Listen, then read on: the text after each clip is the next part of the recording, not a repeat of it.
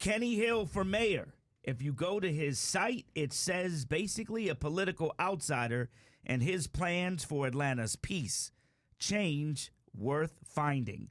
Kenny Hill is our special guest, a husband, a father, Home Depot career retiree, nonprofit and faith leader, small business owner. He's a political outsider running for Atlanta mayor and hoping to restore trust and lay the foundation of transparent government service in the city of Atlanta. Welcome, Kenny Hill. Good to see you, my friend. How are you? Great to be here. Thank you. All right. A member of the 100, one of the mentors of the year. Yes, sir. So you know how to give and definitely giving back. It's imperative. We got to be able to take what we've been invested with and pass it on. So tell me, you call yourself a political outsider, but you want to jump into this thing. What prompted you to decide to even run for mayor? That's an excellent question. When our current mayor announced she was not running, it just something went off on the inside of me. Because I looked at where our city is and the disparities we have, and we need a leader who can bring our city together. We need a leader who understands the things that we're facing, and not just from a legislative standpoint, but from an experience standpoint. Okay. And as I look back over my life and what God has taken me through, I've been in those spaces to produce solutions for the things that Atlanta's facing right now. So one of the biggest things that Atlanta is facing that everybody is talking about, the number one issue, even according to the Atlanta Journal-Constitution poll that was just done, crime.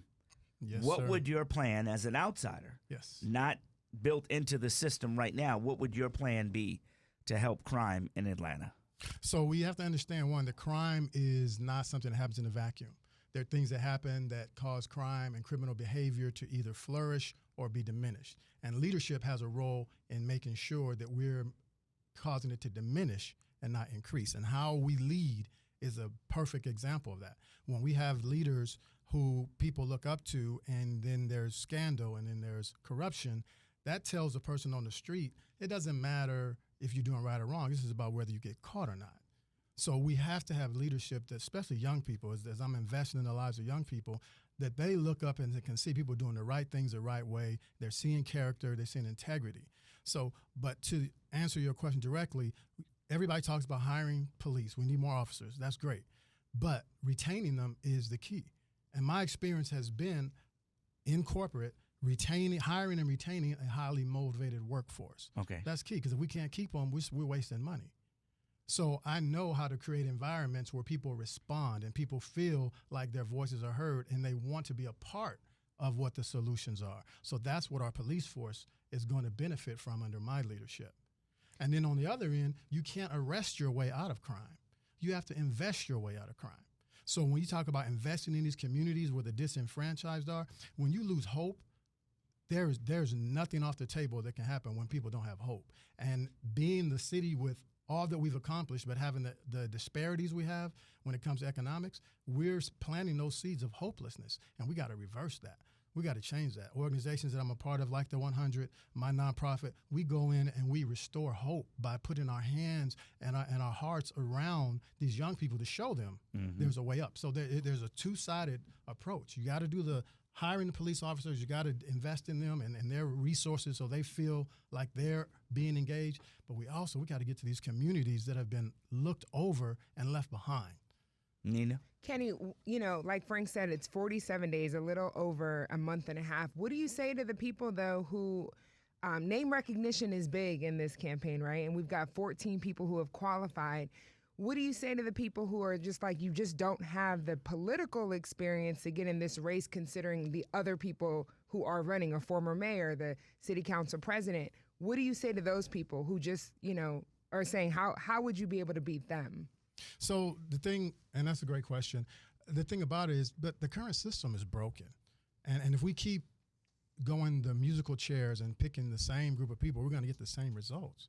So we need someone who can come from the outside with fresh approach, someone who's moved the needle in public, and in the public space, in nonprofit space, and then can bring about solutions that we need. So I appreciate 104.1 providing this platform because, yeah, it's very difficult to get your message out there. A lot of organizations are not even allowing all the candidates to show up anymore to get and when you don't, if every voice doesn't count, then how can every vote count? All right. So, but I appreciate you all providing this platform because people need to hear that there is leadership available. And that's that I want to give Atlanta the opportunity to choose a leader who is not about me. It's not about a political agenda. It's not about building my name. It's about serving. And that's been my repertoire. That's been my focus, is serving others. Atlanta deserves the opportunity to choose a leader who will be focused 100% on serving the citizens of Atlanta. My campaign, I'm largely self-funded. So you can't contribute more than $99 to my campaign because it's not about how many people I'm going to go take money from, but when it's time to make a decision, I got to think about all the people I took money from, not what's best for Atlanta. So we're at a point where Atlanta, and the message out there, there's 40% of people who are undecided. Yeah. Because what they're seeing is not responding to the need they have for leadership. Kenny, 30 seconds. Tell everybody out there why they need to vote for Kenny Hill for mayor. Atlanta needs a mayor who is focused on solving the problems and being committed to you as a leader that is selfless, a leader that is focused and has a track record of lifting other people up, a track record of solving hard problems in corporate, in nonprofit, lifting people out of poverty with my own resources. Not talking about what I'm going to do, I'm talking about what I have done. I've taken people from homelessness into sustainability. I've taken corporate departments and corporate teams from despair and unperformance to excellence. So these things are things we need in a leader, and we can make that decision now. We have a choice to choose somebody who is about Atlanta, not about politics, not about boosting Kenny Hill, but about serving the citizens of Atlanta. All right, electkennyhill.com to find out more about this dynamic person in Atlanta. Electkennyhill.com. Kenny Hill, thank you so much for joining us today. Thank you all so much. All right, everybody. It is 7:11, 11 minutes after 7 o'clock. Let's get you to work on time.